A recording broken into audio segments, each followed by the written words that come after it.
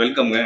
YouTube தொறந்தாலே வச்சுக்கோங்க, ஒரே வந்து அந்த பிரியங்கா வர்சஸ் மணிமேகலை, பிரியங்கா வர்சஸ் மணிமேகலை, மணிமேகலை மேல தப்பா, பிரியங்கா மேல தப்பான்னு பேசிட்டே இருக்காங்க.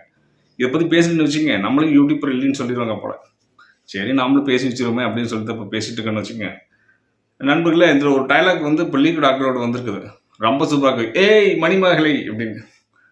என்னங்க மேடம் இவ்வளோ சவுண்டை வைத்து பேசுறீங்க அப்படின்னு பார்த்தா, அந்த குக்கு வித் கோமாளி நிகழ்ச்சியில் வந்து மணிமேகலைக்குமே பிரியங்காவுக்கும் முட்டிக்கிட்டது போல் அங்கே நடந்த விவாதம் தான் கொஞ்சம் லீக்கட் ஆயிடுச்சு.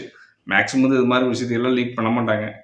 என்ன பண்ணுவாங்க தெரியுமா, டிஆர்பி ஏற்றுக்க வேண்டிய அவங்களே வெளியிட்டாலும் விட்டுருப்பாங்க. இதெல்லாம் ரொம்ப சர்வசாதாரணம் தானே. அது என்ன பொழுதுபோக்கு நிகழ்ச்சி தானே, அது விட்டு போட்டு தானே மக்களுக்கு சேவை செய்கிற ஒரு டிவியாவது அவங்க இந்த மாதிரி நிகழ்ச்சி.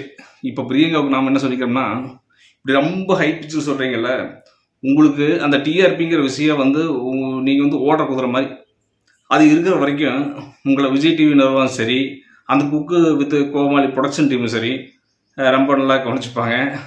அது போச்சுன்னு வச்சுக்கோங்க, உங்களை ஏய் பிரியங்கா அப்படின்னு சொல்கிறதுக்கு இன்னொருத்தர் வந்தாங்கன்னா அவங்களே வச்சுக்குவாங்க. ஸோ கொஞ்சம் கேர்ஃபுல்லாக இருக்கு. அப்புறம் மணிமேகலை வந்து அதுக்கு ஒரு தண்ணியில் கொடுத்தாங்கன்னு வச்சுங்களேன். என்ன சொன்னாங்க, எனக்கு வந்து தன்மானம் ரொம்ப ஜாஸ்தி. ஏமா உங்களுக்கே பொறுக்குமாது, குக்கு வித் கோமாளியில் எங்கள் அம்மா உங்களுக்கு தன்மானம் இருக்குது. தன்மானத்துக்கு அதுக்கும் ஒரு 1.5 கிலோமீட்டர் தூரம், பக்கத்தில் கூட இல்லை. எப்படின்னு கேட்குறீங்களா, குக்குங்கிறது என்னங்க, சாப்பிட்ற அட்டகாசமான பொருள். அது எவ்வளோ நேர்த்தியாக செய்யணும், அழகாக செய்யணும், உயிராக்கக்கூடிய ஒரு விஷயம்.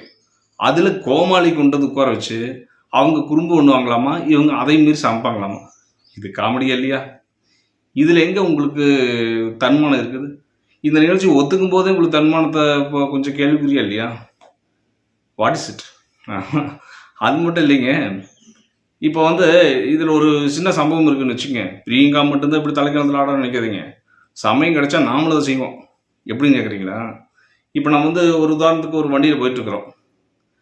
நாம் உள்ளூர், வெளியூர்லேருந்து ஒருத்தர் வந்துட்டுருக்காங்க. நம்மளுக்கு கொஞ்சம் ஒரு சின்ன ஒரு தப்பு பண்ணி அவங்ககிட்ட போய் கிட்ட போய் முட்டுற மாதிரி போய்ட்டு வச்சுக்கோங்க.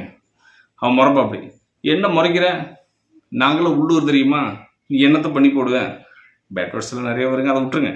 அப்படி பேசுவான். அவனும் பம்மிக்கிட்ட என்ன பண்ணா, சரி உள்ளூருக்குள்ளேயே வம்போ, அவங்க பக்கம் 4 பேர் வந்துடும் அப்படின்னு சொல்லி ஒதுக்கி போயிடுவாங்க.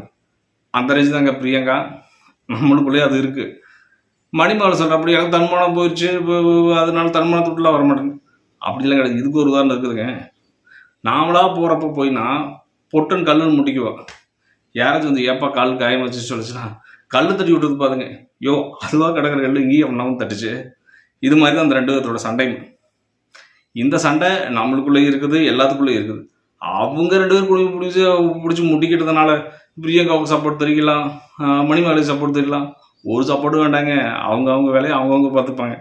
அவங்க வந்து இப்போ மணிமேகலை வந்து ப்ரொடக்ஷன் டீமாக இருக்கட்டும் அல்லது விஜய் டிவியாக இருக்கட்டும் 2 கன்வின்ஸ் பண்ண முடியாமல் வெளியே வராங்க. அது அவங்க பிரச்சனை.